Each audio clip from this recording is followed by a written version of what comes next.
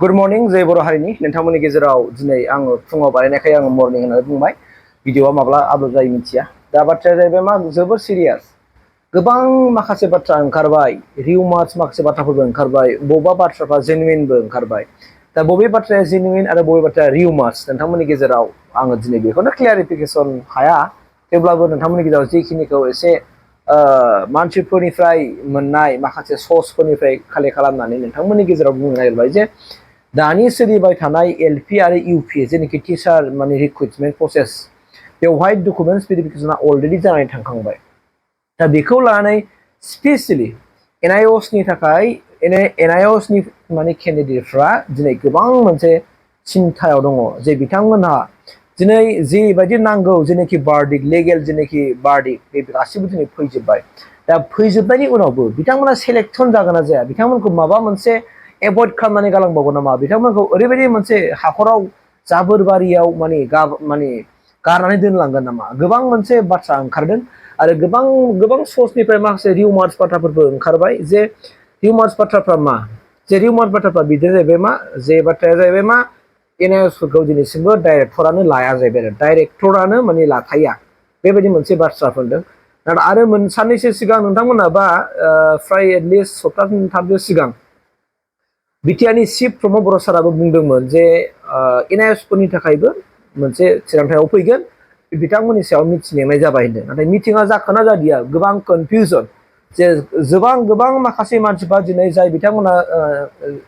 स्क्रुटिनि कमिटियाव दङ बिथांमोननि सोद्रोमाफोरजों न' दाउट सोरबाया रायलायबाय कनसाल्ट खालामबाय हयथ' सोरबाया थांनानैबो डाइरेक्ट डाइरेक्टर अफिसाव थांनानैबो हयथ' डाइरेक्टर सारजों रायलायहैबाय बा गोबां माने एंगेलजों बिथांमोना जेरै हायो रायलायदों आरोखि आरो थांनाय 18 थारिखआव नैबे बे दाननिनो 18 थारिखआव गुवाहाटि हाइकर्टनिफ्राय सान्तना बरा ना बेनिफ्राय मोनसे लेगेल मोनसे नटिस फैबाय लेटार हरबाय टु डाइरेक्ट माने जगदीश प्रसाद ब्रह्मनिसिम आरो बेवहाय खुनु मोनसे सन्देहजनक गैला बाहाय लिरनाया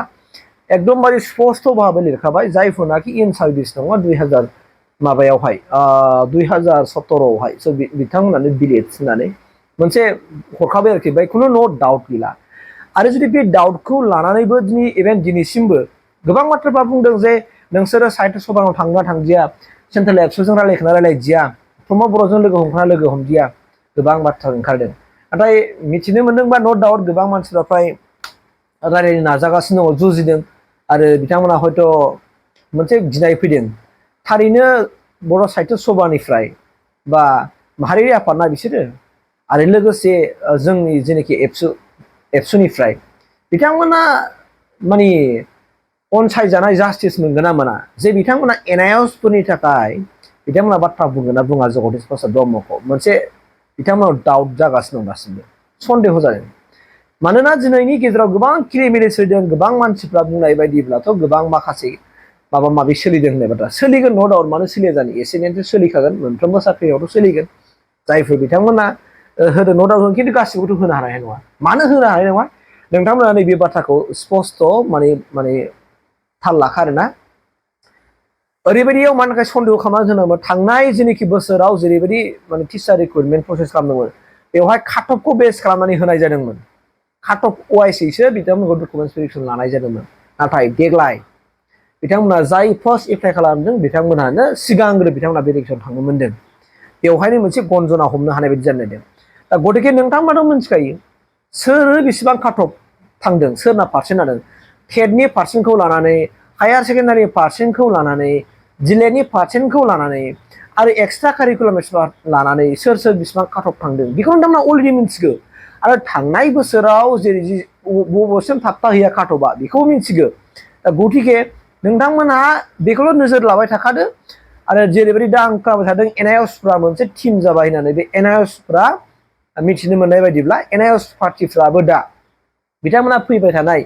मा जुदि माबा जायोब्ला बिथांमोना स्ट्रिक्ट मोनसे आयेननि राहाखौ लासिगोन मानोना बिथांमोना गोबां माखासे बार्डिकफोर मोनखाजोब्बाय नालाय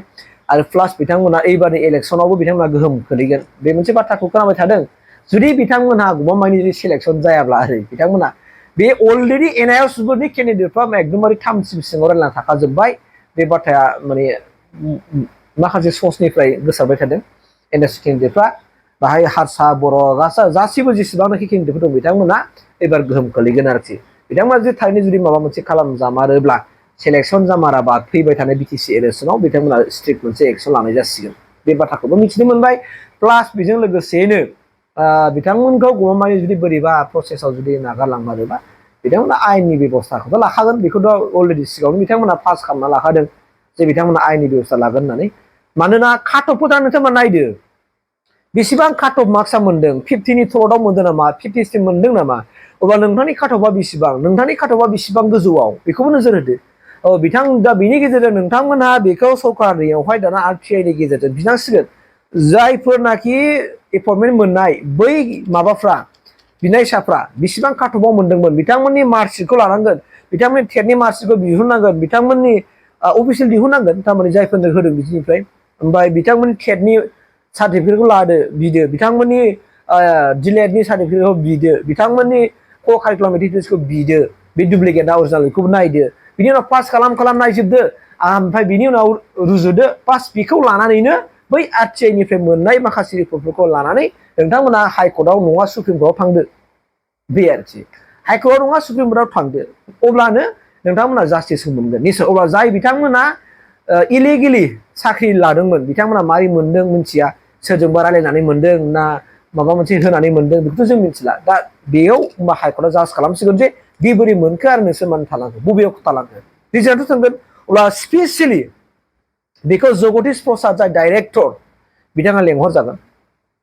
जेरैबाबो बे लेंहरजागोन नोंथांमोना अफिसियेलि होनो नाङा जाय बिथांमोना डाइरेक्टर बिथांमोनखौल' नोंथांमोना जा माबा खालामबानो जाबाय आरो स्क्रुटिनि कमिटियाव सोर सोर दङ बिथांमोननि सायावबो डिपेन्ड खालामगोन बियो नोंथांमोना होदो अब्लानो बिनि रिपर्ट होनांगोन नोंथांमोना जास्टिसआ बेनो जागोनसै मा बिथांमोननि जास्टिस नोंनिजों कम्पेयार खालामगोन नोंनि काटअफआ बेसेबां थांदों बिनि काटअफआ बेसेबां थांदों अब्ला नोङो बै